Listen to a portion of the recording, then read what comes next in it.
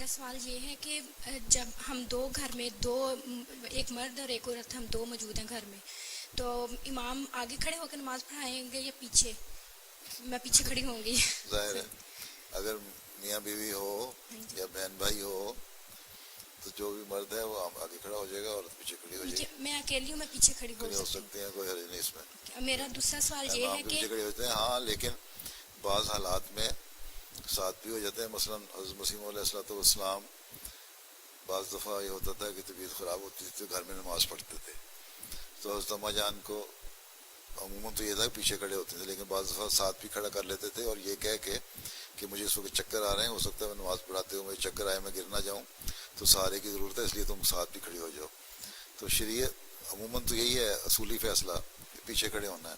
لیکن اگر کوئی مجبوری ہے، اسلام آسانی کا مذہب ہے، شدت کا مذہب نہیں. اگر مجبوری ہے تو ساتھ بھی کھڑا ہو جا سکتا ہے.